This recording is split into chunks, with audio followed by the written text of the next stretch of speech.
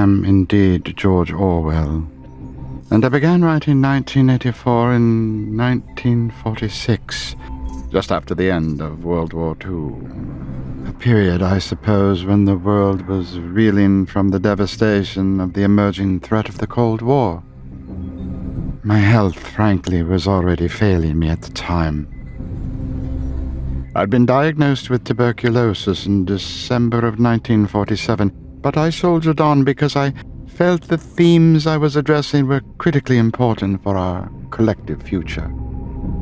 Europe, as you know, in the late 1940s was a shattered place. The war exposed the brutal efficiency of fascist regimes, and in the East, Stalin's Soviet Union was tightening its grip over millions of people. To be honest, I had seen the power of propaganda and state control firsthand during my time in Spain, fighting as I did in the Spanish Civil War.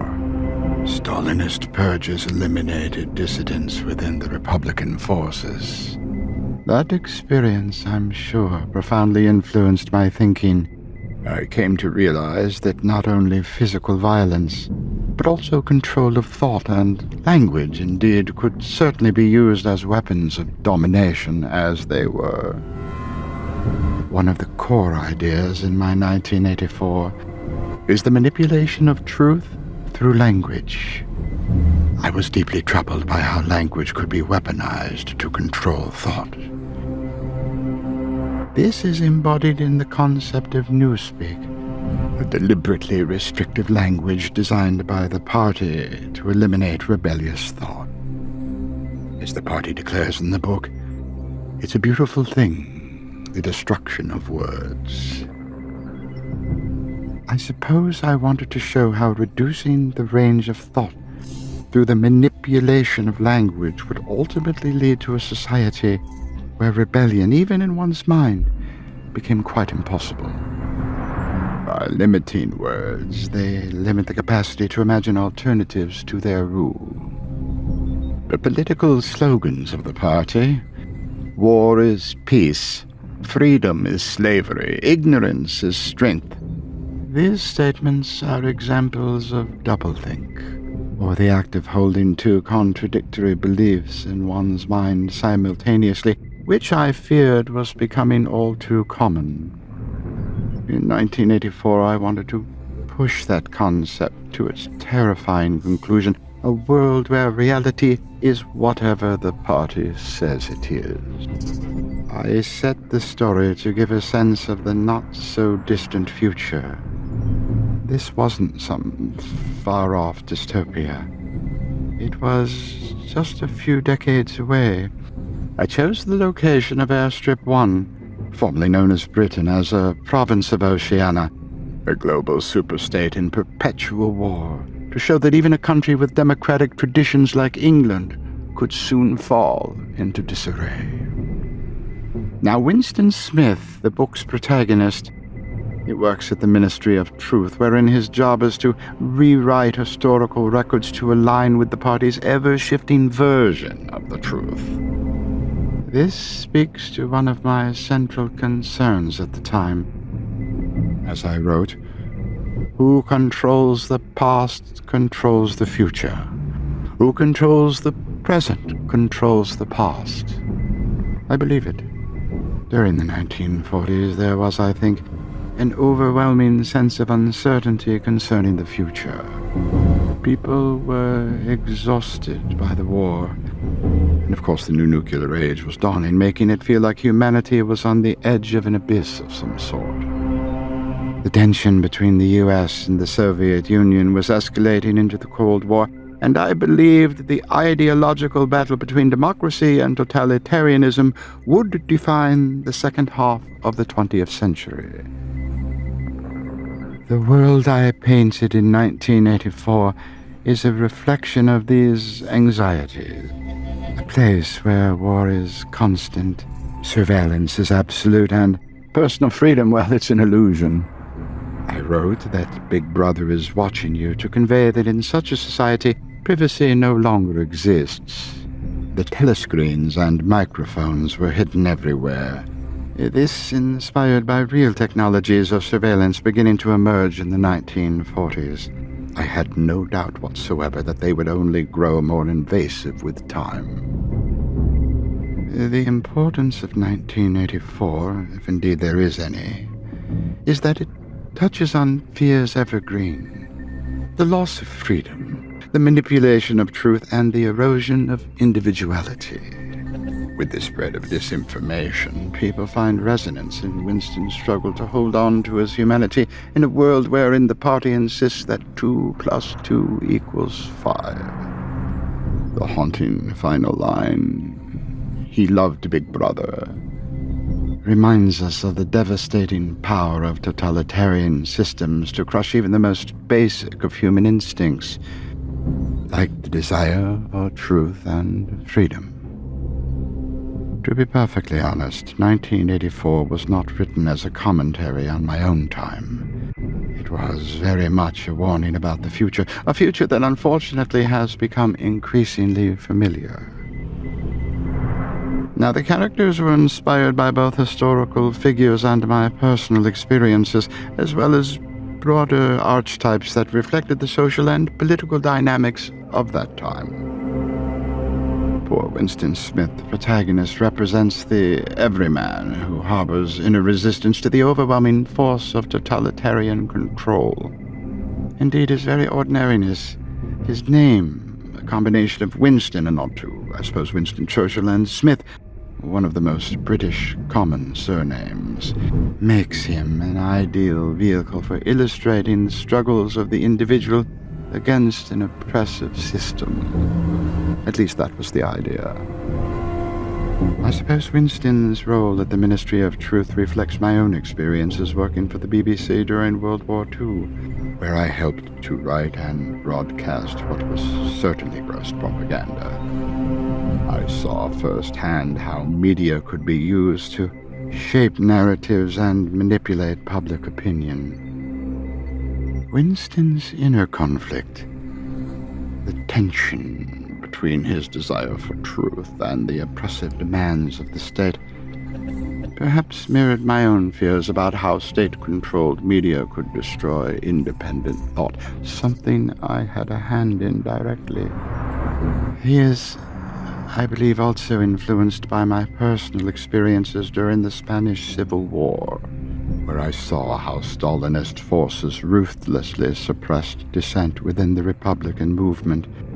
His disillusionment with the party and his yearning for a past when people could think and feel more freely came directly from my observances of totalitarian regimes like Stalin's Soviet Union and I suppose Nazi Germany. Now, Julia, Winston's love interest and fellow rebel, represents, I think, a different form of resistance. While Winston seeks truth and intellectual freedom, Julia's rebellion is more instinctual and hedonistic.